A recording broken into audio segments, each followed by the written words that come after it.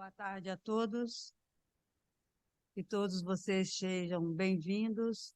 Boa tarde também ao pessoal da nossa sala virtual, e também sejam bem-vindos, que todos vocês possam sentir o nosso abraço fraterno, o abraço dessa casa que nos acolhe com amor, com carinho. Então, nós vamos iniciar com a leitura. O Carlos vai fazer a nossa leitura preparatória. Boa tarde a todos. A leitura de hoje vai ser do livro Caminho, Verdade e Vida, psicografado por Francisco Cândido Xavier, do Espírito Manuel. Orientadores do mundo. Respondeu-lhe Jesus: És mestre em Israel e não sabes disto? João, capítulo 3, versículo 10. É muito comum nos círculos religiosos, notadamente nos arraiais espiritistas, o aparecimento de orientadores do mundo, reclamando provas de existência da alma. Tempo virá em que semelhantes inquirições serão consideradas pueris, porque, ao final, esses mentores da política, da educação, da ciência, estão perguntando, no fundo, se eles próprios existem. A resposta de Jesus a Nicodemos, embora se refira ao problema de reencarnação, enquadra-se perfeitamente ao assunto, de vez que os condutores da atualidade prosseguem indagando sobre realidades essenciais da vida. Peçamos a Deus auxílie o homem para que não continue tentando penetrar a casa do progresso do telhado. No telhado. Não, pelo telhado, perdão. O médico leviano, até que verifique a verdade espiritual, será defrontado por experiências dolorosas no campo das realizações que lhe dizem respeito. O professor, apenas teórico, precipita-se muitas vezes nas ilusões. O administrador improvisado permanecerá exposto a erros tremendos até que se ajuste à responsabilidade que lhe é própria.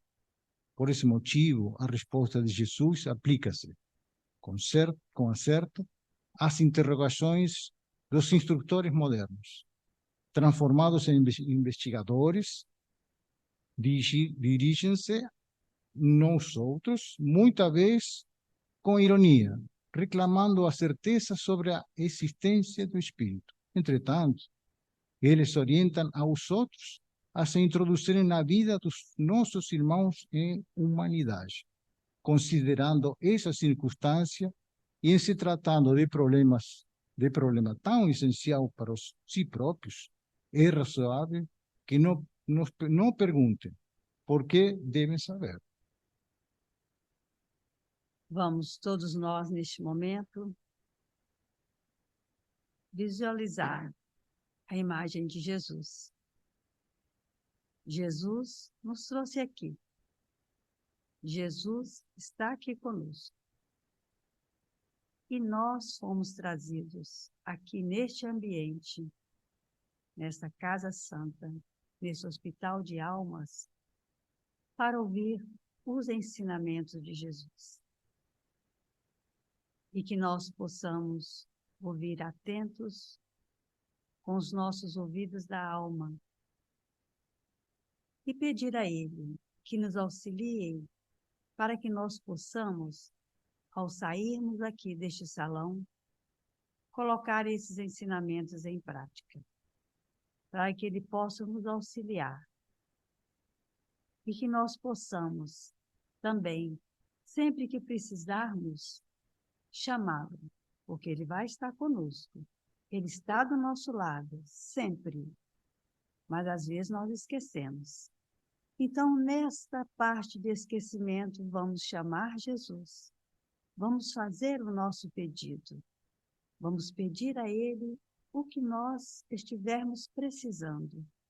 Mas lembrarmos também de agradecer pelo auxílio. Mesmo que esse auxílio não tenha chegado do jeito que nós queríamos. Mas é o auxílio que Jesus acha que nós precisamos naquele momento. E que nós possamos sempre, sempre lembrar: Jesus está do meu lado. Obrigada, Jesus, por nos trazermos aqui para passarmos a tarde todos juntos. Que assim seja. E esses ensinamentos serão trazidos pelo Marcelo. Seja bem-vindo. Boa tarde, companheiros, companheiras de caminhada espírita. Seja neste encontro presencial, seja na sala virtual, em que todos nós fomos convidados a conversarmos sobre a pedra angular da doutrina espírita, a reencarnação.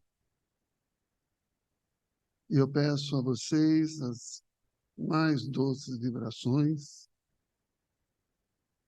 para que nós consigamos ser um instrumento humilde a trazer o melhor possível na compreensão desse tema, porque uma certeza nós sempre temos é de que jamais estamos sós. E de que este aqui não se presta a doutrinar ninguém, é um aprendiz, como tantos e tantos outros, que o máximo que pode ser chamado de palestrante, porque quem palestra é quem conversa. E conversando sobre o Espiritismo, nós ouvimos cada vez mais as propostas trazidas da espiritualidade para a nossa mudança interna na caminhada em que estamos. E, num primeiro momento, reencarnação pode parecer algo muito fácil de se falar. Quem nunca ouviu falar de reencarnação? Como nós dissemos, é a pedra angular. Toda hora esse assunto vem.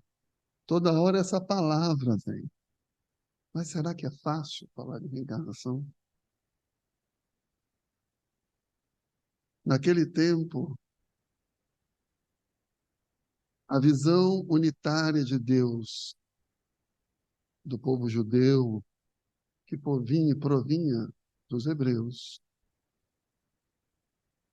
era de um ser magnânimo, poderoso, acima de qualquer percepção, e que estava ao lado, protegendo e fortalecendo aqueles que vencessem. Daí, todas as conquistas do Antigo Testamento na busca da Terra Prometida. Firmava-se essa compreensão a partir da revelação trazida por Moisés, firmada na lei mosaica, que era aplicada com rigor para todos,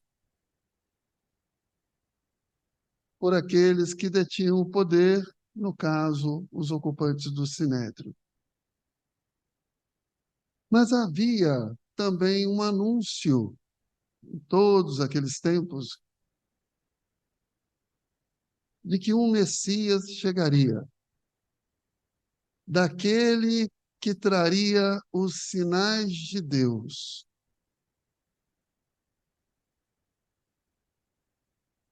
E modificaria tudo. Daí, a preocupação que foi se formando no Império Dominante, que nos faz lembrar da carnificina do tempo do nascimento de Jesus. E passado um tempo, Jesus, já trabalhando na divulgação da Boa Nova,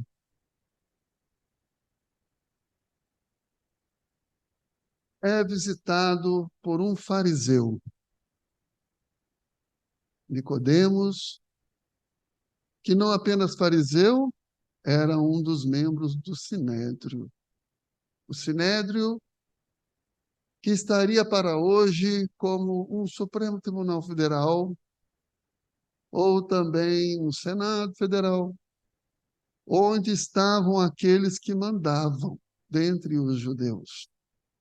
Era quem detinha conhecimento, a ordem, o comando, a partir da lei mosaica.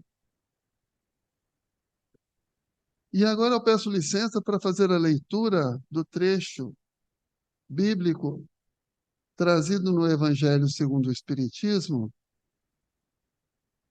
no capítulo 4, para eu não perder nenhum elemento da passagem evangélica, onde se disse: ora, havia um homem dentre os fariseus chamado Nicodemos, senador dos judeus, que veio à noite encontrar Jesus e lhe disse: Mestre, sabemos que viestes da parte de Deus para nos instruir como um doutor, pois ninguém poderia fazer os milagres que fazes se Deus não estivesse com ele. Jesus respondeu: em verdade vos digo, ninguém pode ver o reino de Deus se não nascer de novo. Nicodemos perguntou a Jesus: como pode nascer um homem que já está velho? Pode ele entrar no ventre de sua mãe para nascer uma segunda vez? Jesus respondeu: em verdade vos digo, se um homem não renascer da água e do Espírito, não pode entrar no reino de Deus. O que nasceu da carne é carne. O que nasceu do Espírito é Espírito. Não vos espanteis se vos digo que é preciso que nasçais de novo. O Espírito sopra onde quer e escutais sua voz. Mas não sabeis de onde ele vem, nem para onde vai. Ocorre o mesmo com todo homem que é nascido do Espírito. Nicodemos perguntou: como isso pode acontecer? Jesus lhe disse: sois mestre em Israel e ignorais estas coisas? Em verdade vos digo que apenas dizemos o que sabemos e que apenas damos testemunho do que vimos. E, entretanto, não recebeis nosso testemunho. Mas, se não acreditais quando vos falo das coisas terrenas, como acreditareis quando vos falar das coisas do céu? Evangelho de João, capítulo 3, versículos 1 a 12. Nicodemos. Esse encontro de Nicodemos com Jesus traz à luz muitas revelações que fazem clarificar no Evangelho, interpretado com um pouco mais de isenção, a leitura da reencarnação. Nicodemos era do Sinédrio, era fariseu, a casta mais considerada, era o dono da verdade. Mas os questionamentos aconteciam acerca dos ensinamentos de Jesus. E ele vai, olha bem como começa o texto, ele vai à noite, na calada da noite, procurar por Jesus. E lá estavam presentes, no desenrolar da narrativa desse fato, por Humberto de Campos em Boa Nova, estavam presentes André e Tiago. E na calada da noite, para que não fosse visto, para que não fosse julgado, vai a Jesus cobrar explicações. Ele não foi pedir que explicasse nada a ele. Ele queria que Jesus se explicasse. E se explicasse a partir de uma evidência que ele já reconhecia em Jesus, que era ele o detentor dos sinais de Deus. Ensinamentos da lei mosaica. Porque havia os milagres, os prodígios, que nós todos hoje sabemos que não foi nada disso. Mas era isso naquele tempo. Muitos ainda hoje.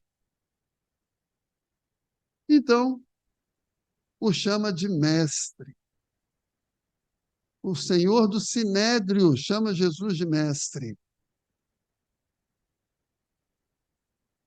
E pergunta: como conquistar o reino dos céus?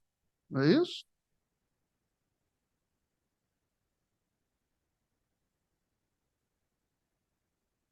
E Jesus fala: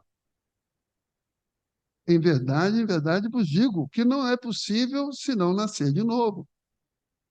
E começa a grande discussão. Primeiro, para nós seguirmos em frente, nós precisamos entender a seguinte circunstância. O Evangelho de João foi escrito no aramaico, que é o hebraico primitivo. E na medida em que o cristianismo foi se expandindo, ele foi recebendo suas traduções. A tradução que veio em seguida foi para o grego primitivo. E o Evangelho de João foi escrito no grego primitivo depois. Só que nessa transcrição existia uma expressão que não mudou, ela foi mantida do aramaico,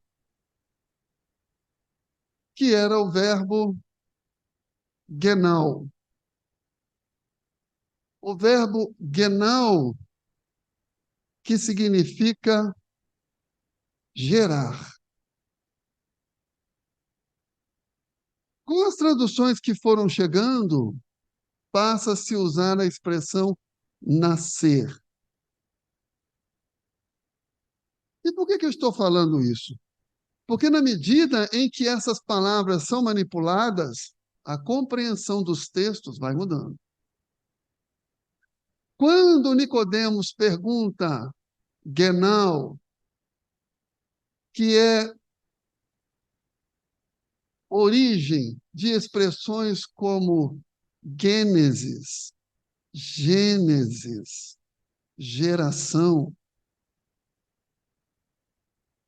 ele tenta retirar de Jesus a explicação de como poderia voltar para dentro do corpo da mãe dele. Como que um corpo pode voltar ao zero e começar tudo de novo no mesmo corpo da mãe? E na verdade, quando Jesus fala nascer de novo, é gerar de novo. E Nicodemos questiona isso a ele. E ele responde: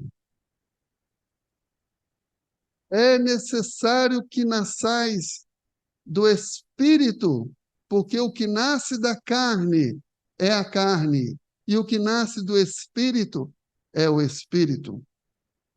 Jesus traz a cada instante uma quebra mais absoluta ainda da compreensão fechada de um controle social de que reencarnação não era real. Ao passo que, na verdade, havia grupos judaicos que associavam a palavra ressurreição com reencarnação como sinônimos. Havia grupos que acreditavam na reencarnação a partir dessa expressão. Mas que, na verdade, foi se perdendo ao longo do tempo por conta da quebra com os ensinamentos de Jesus e o controle social. E não bastasse isso, Jesus começa a falar com Nicodemos sobre espírito. A carne nasce da carne, o espírito nasce do espírito. não sabe de onde ele vem ou para onde ele vai. Ele sobrevoa sobre as águas e sopra onde se faz necessário. Diz, necessário que nasçais da água. E por que ele usa a expressão água? Porque naquele tempo, naquele micromundo, compreensão de mundo que o povo de Deus tinha naquele tempo, era até onde, por aí, era o mundo. E a compreensão do surgimento do mundo era de que tudo eclodiu da água. A água era o elemento material mais considerado, respeitado, conceituado, porque simbolizava, e ainda o é, fonte da vida. Então, quando ele fala, é necessário que nasçais da água, ele traz a expressão de que ressurgir, retomar, refazer, reencarnar.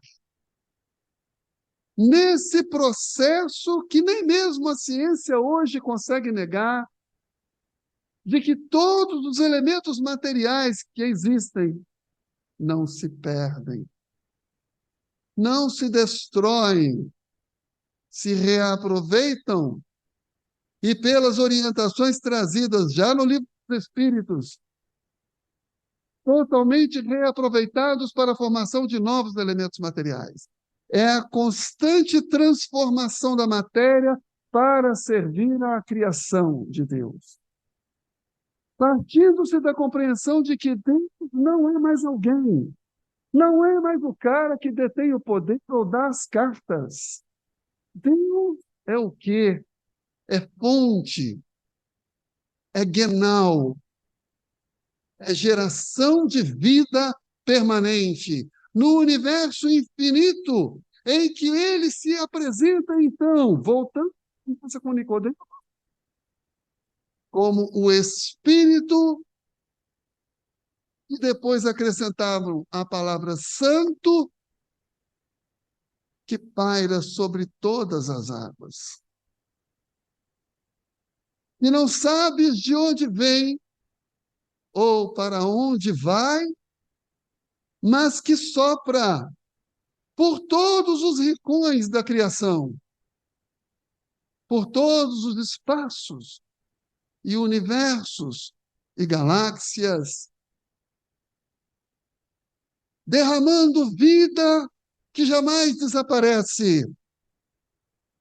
Vida que é espírito.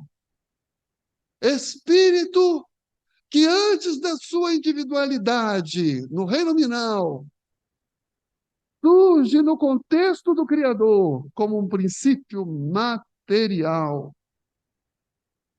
e segue por toda a sua trajetória evolutiva até se individualizar-se e ganhar emoções, sentimentos, escolhas, estruturas de vida, porque todos nós, criaturas de Deus, temos apenas uma fatalidade na nossa existência eterna, é de que vamos ser felizes, ainda que não queiramos hoje. E o que todos nós queremos, todas as noites, quando nos recolhemos em nossas camas, nossos cantos, com nossas lágrimas e dores, olhamos para Deus e dizemos, me faz feliz.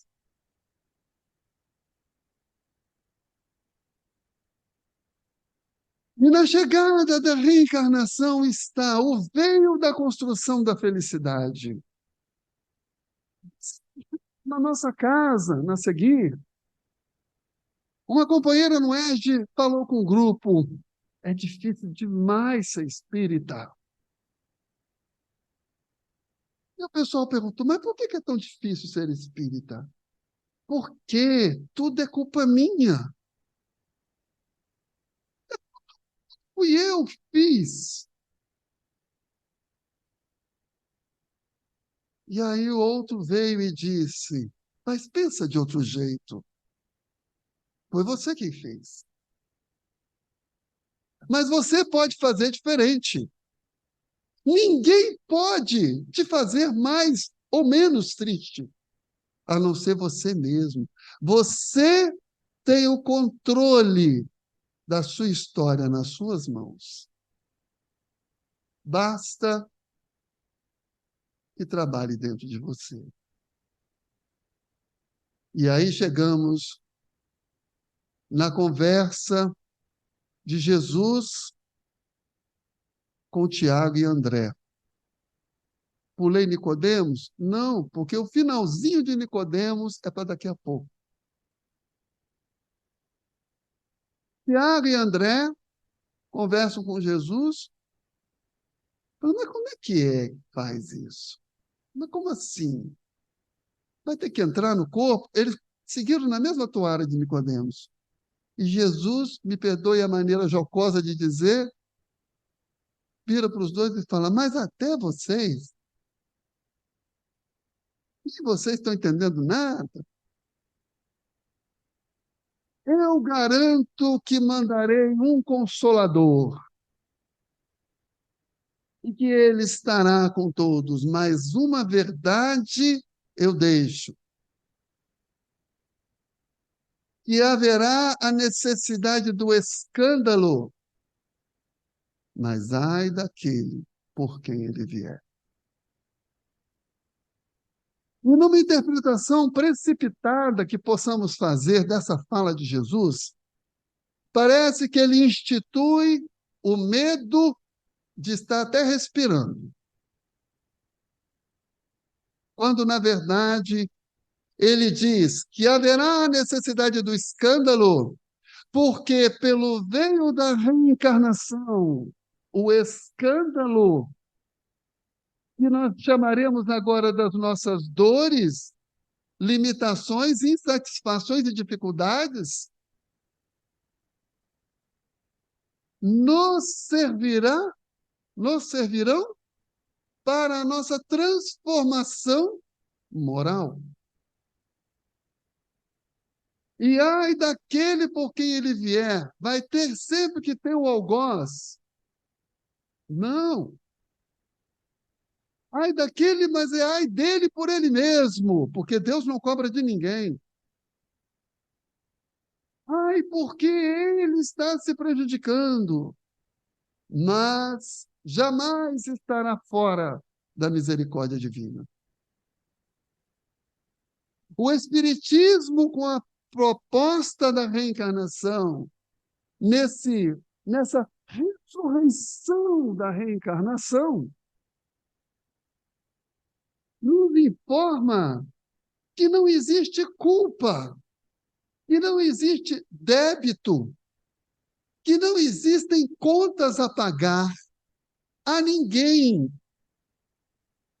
em que necessitamos retirar da nossa consciência, do nosso pensamento, essa ideia de que somos devedores uns dos outros. Até quando ouvimos falar de processos obsessivos, algumas pessoas falam, é um devedor do passado, um credor do passado, a quem você fez muito mal. A gente usa essas expressões e talvez elas sejam equivocadas, porque, na verdade, não existem débitos entre os filhos de Deus. Como não? Existem não. O que existem são arestas emocionais, dificuldades, porque para sermos felizes, há necessidade do cumprimento da lei trazida por Jesus. E agora, tomando o gancho do nosso culto do Evangelho no Lar, hoje de manhã, em que ele chega no Rio Jordão e, anunciado por João Batista, passa a batizar com o fogo do Espírito Santo, com o amor do Espírito que renasce a cada instante. Não renasce da carne, porque quem renasce da carne é a carne e não o Espírito. Em que há necessidade de compreendermos que não existem culpas, em que os reparos são internos, porque quando estamos mal com alguém ou alguma circunstância, ou às vezes fazemos o mal em determinadas situações, ainda que mascaremos as nossas impressões e nos sintamos e digamos justificados, lá no âmago do nosso ser nós sabemos a verdade. E de que temos essa nossa pendência interna a ser reajustada. É só nós pararmos para pensar que no momento em que nós liberamos o perdão para alguém, o maior liberto seremos nós, ainda que ele não me queira. Porque reencarnar é refazer o seu emocional, o seu espírito, você, a sua psique, vencer o seu ego, suplantar as chagas que todos nós ainda carregamos, o nosso orgulho, o nosso egoísmo, para nos propormos ao caminhado, melhor dizendo, ao exemplo traçado pelo próprio Mestre Jesus, que é amar e servir. E aí nós viremos dizer, como é difícil ser espírita. Porque com esse Consolador, iluminador, acabou a máscara, acabou o engano. E quanto mais conhecimento tem, maior responsabilidade haverá. Mas quanto mais conhecimento temos, mais instrumentos também teremos de trabalhar em nós e não no outro. Já repararam que o Espiritismo não fica arrebanhando ninguém? Porque ele é uma proposta pessoal. Ser espírita é querer ser cristão. Não que os outros segmentos não sejam cristãos, mas não é possível ser espírita sem ser cristão. Ser cristão, não ser Cristo. Que ao longo de toda a sua caminhada evolutiva, como qualquer outro princípio material que chegou ao estado crístico, nosso melhor padrão de perfeição, precisou vencer a ele mesmo. E que sabe da caminhada de todos, e que todos haverão de caminhar o tanto que for necessário. Porque infinitas oportunidades haverá de regressar, de recomeçar, de tornar a carne e ser genoa, gerado na carne, para eu, espírito, retornar ao plano físico, cercado por aqueles com quem eu me comprometi. Não me tornei devedor, muito menos devedor, mas me comprometi emocionalmente a construir uma linda história de amor que vai se tornar cada vez mais perene, a contagiar todos os demais que se acercarem, porque a grande proposta de tudo isso é o bem da família universal. É o amor vencendo para todos. E Jesus vira para André e Tiago. Ou melhor, André e Tiago falam com Jesus. Por que você, então, não vai contar para o povo? Não vai contar para todo mundo essa boa nova, essa novidade? E aí ele tem que responder, se eu contei para Nicodemos, que é o doutor da lei, Ele não entendeu nada. O que é que vai acontecer se eu sair contando para o povo em geral? Tudo no tempo devido. Será que Moisés, lá atrás, na libertação do povo hebreu, conseguiria juntar aquele grupo todo e comprar aquela caminhada longa, dizendo que Deus era amor? Só isso? Para ter a rédea daquele povo? Claro que não. E esse Consolador veio no tempo e modo devidos, o próprio Espírito da Verdade, Jesus, comandando aquele grande e luminoso grupo pelas mãos de Allan Kardec, a abrir o leque das informações e entregar à humanidade a luz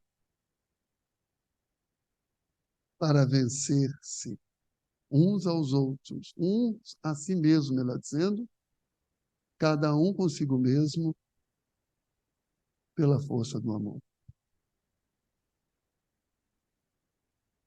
Que é esse reino dos céus? Que é o reino dos céus?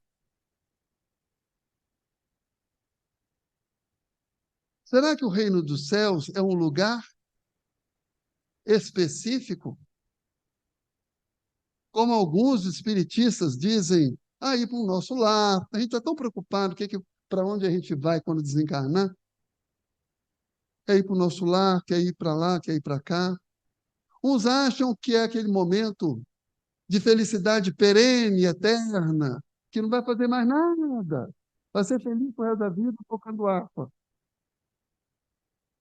O reino dos céus, assim como Deus, não está em lugar nenhum.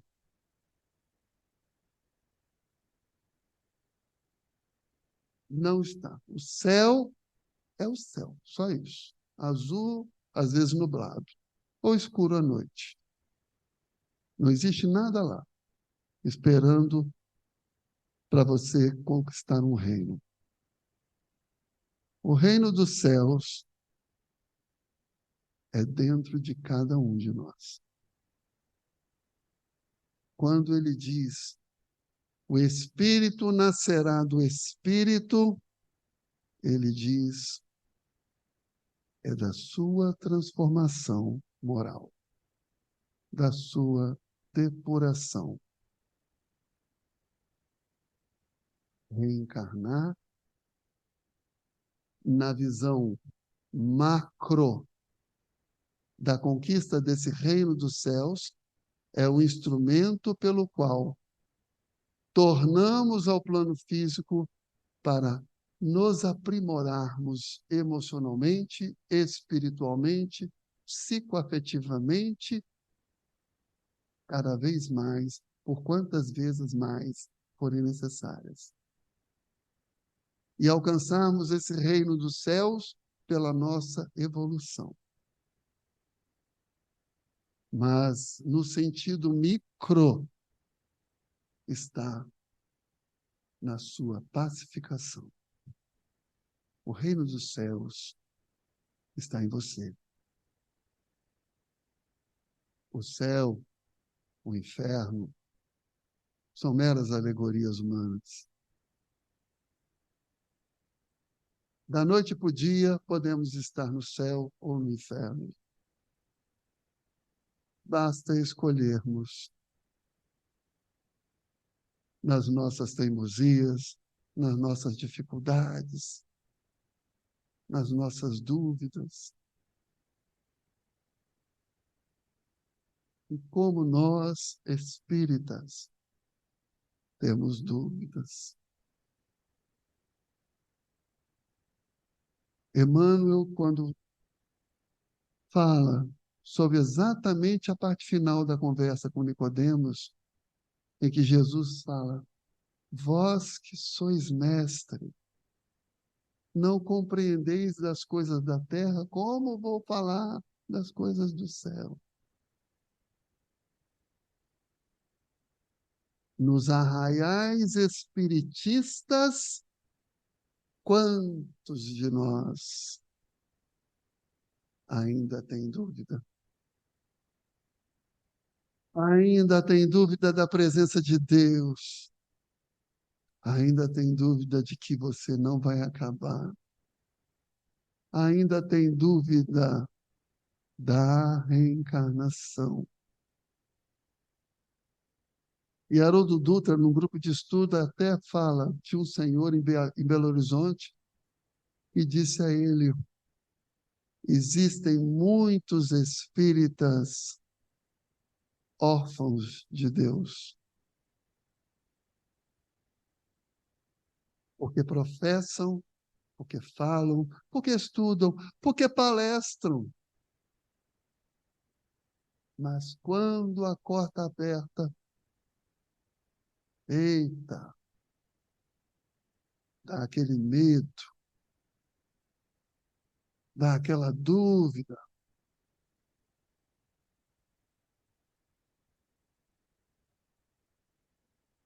Que espírita eu sou? Qual é o consolador que eu carrego? Qual é a mensagem que eu divulgo nas minhas atitudes, na minha transformação, na minha escolha? Não é fácil. Ele não disse que seria fácil. Nem para ele foi. Mas ele nos garantiu que jamais nos abandonaria. E não abandonou. O reino dos céus haverá de ser construído, cada um de nós. Renascidos da carne, quantas vezes for preciso. Porque é aqui, na limitação do envoltório grotesco, que nós experimentamos todas as nossas sensações e necessidades. Mas é renascendo do Espírito que nós, de fato, conseguiremos ser felizes. A reencarnação é como o raiar de um novo dia. É uma nova oportunidade de recomeço. Eu não vou usar mais a expressão da escola, porque ficou reprovado. Não. É, na verdade, uma nova chance. Numa fileira grande, mas que jamais deixará de nos dar o nosso lugar. E busquemos reencarnar todos os dias. Não desperdice o seu tempo. Não adie o seu abraço. Não adie o seu beijo, o seu sorriso, a sua prece. Amar é não desejar o mal, ainda que o outro diga que me odeia. Amar, se necessário for, é fazer o silêncio misericordioso, o mesmo que Jesus fez tantas vezes. No seu sorriso para André e Tiago, em quem ele reconhecia as limitações de compreensão. Em cada um de nós, cujas dificuldades e limitações são respeitadas. Não recebendo nenhum de nós, um fardo mais pesado do que possa carregar. Não desperdice o seu minuto. Use em favor de alguém. Porque reflexivamente chegará para você. Não fazendo o bem esperando que te façam, mas é causa e efeito. É lei da natureza. é normal.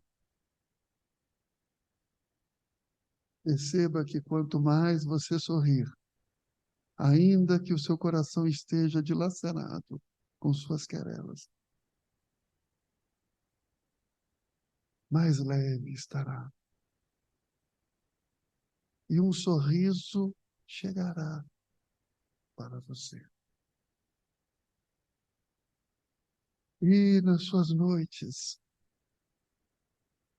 em que nós meio que desencarnamos, em que nós, inclusive, nos afastamos um pouco do corpo no sono para refazimento energético e trabalho, nós possamos conversar com Deus, nos lembrando de que Jesus nos disse: eu vos envio a vós, eu vos envio a vós. Possamos nos lembrar de que nós somos Deus, que Deus está em nós, de que tudo está escrito, só esperando o nosso concurso, o nosso movimento emocional, a nossa humildade, o nosso serviço, o nosso esforço, vencendo a nós mesmos, fazendo alguém feliz, não buscando cobrar de ninguém e nos auto-perdoando, reconhecendo o quão falíveis também somos e conversarmos com esse Deus interno e dizer: Senhor, cuida de mim, fortalece meu ser, dá-me o encorajamento necessário para que nesta noite eu possa servir alguém, eu possa ser acolhido se preciso for, eu possa ser impedido de fazer algum mal. Eu possa, Senhor, renascer, para que ao amanhecer, reencarnado mais uma vez, possa ser um pouco melhor do que já fui. Possa fazer do meu dia o melhor dia da minha vida para o outro. E encontrar a felicidade. Mas se assim não for, se a dor se avizinhar de mim, que as minhas lágrimas sejam o bálsamo a me trazer de volta ao refazimento, à compreensão de que ela não veio como pena, mas sim como oportunidade de crescimento. E que o meu silêncio diante de quem veio seja o sinal da sua misericórdia, porque eu não haverei de desejar o mal e o revide a ninguém. Cuida de mim. Cuidemos uns dos outros. Cuidemos de nós. Não precisa ser mestre. Basta querer cuidar. Irmãos, companheiros, companheiras, de fato não é fácil.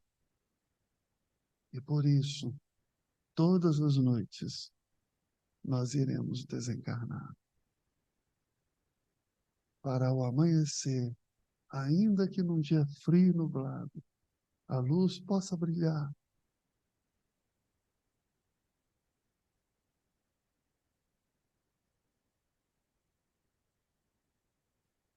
Renovar nossas esperanças.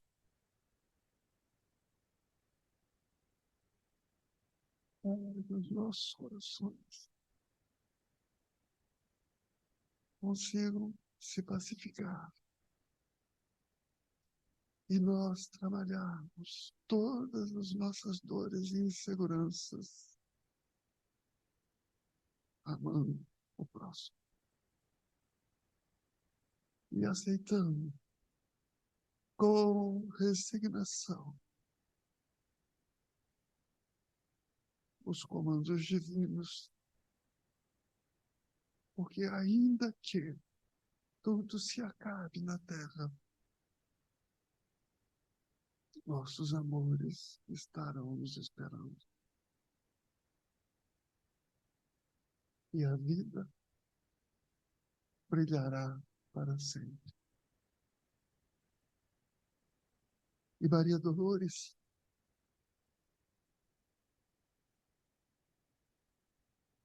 nos convida a refletir, dizendo: agradeço, Senhor, quando me dizes não. As súplicas indébitas que faço através da oração. Muitas daquelas dádivas que peço, estima, concessão, posse, prazer. Em meu caso, talvez fossem espinhos na senda que me deste a percorrer. De outras vezes, imploro-te favores, entre lamentação, choro, barulho, mero capricho, simples algazarra, que me escapam do orgulho. Existem privilégios que desejo, reclamando-te o sim, que, se me florescessem na existência, seriam desvantagens contra mim.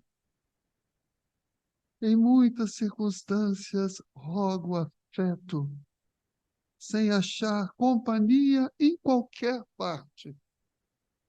Quando me dás a solidão por guia, que me inspire a buscar-te. Ensina-me que estou no lugar certo, que a ninguém me ligaste de improviso e que desfruto agora o melhor tempo de melhorar-me em tudo o que preciso. Não me escutes as exigências loucas. Faz-me perceber e alcançarei além do necessário se cumprir o meu dever. Agradeço, meu Deus, quando me dizes não com teu amor. E sempre que te rogue o que não deva, não me atendas, Senhor. Que nós possamos ter essa fé plena. Está prevenido comigo. Eu sou palestrante chorão, perfeito. Nós possamos, nas nossas preces, antes de qualquer coisa, louvar e agradecer. Possamos fazer na nossa história na Terra um grande hino de louvor e agradecimento. E perceberemos que as nossas forças, nas dores mais atrozes, virão. E encontraremos verdades que jamais imaginávamos ter. E uma resiliência que nós nem imaginávamos ter. É a fé sobre a rocha. É o grão de mostarda que transportará em nós todas as montanhas. E o poeta, nessa toada de compreensão, nos diz: se o sol se põe lentamente ao findar, mais um dia lindo em seu viver,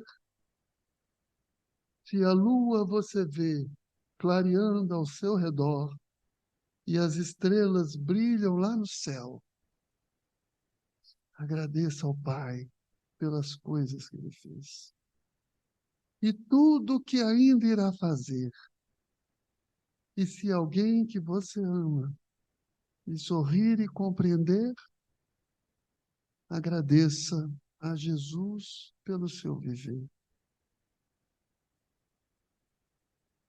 E honestamente, o seu pão você ganhou e alcançou o seu alvo sem mentir. Se Jesus esteve todo o tempo com você, e sua meiga voz você ouviu, agradeça ao Pai pelas coisas que ele fez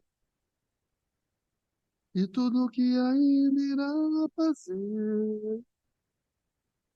E se alguém que você ama sorrir, compreender, agradeça, agradeça, agradeça,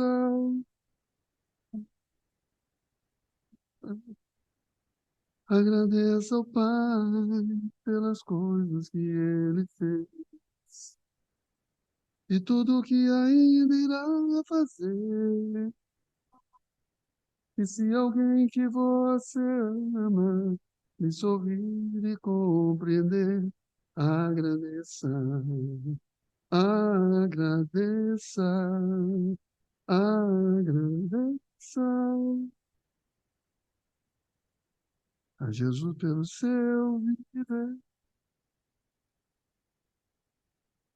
Que Deus abençoe. Nossos agradecimentos ao Marcelo. Muito obrigada. É sempre muito emocionante todos os seus ensinamentos que você traz para nós. Então, nós vamos agora fazer a nossa prece final.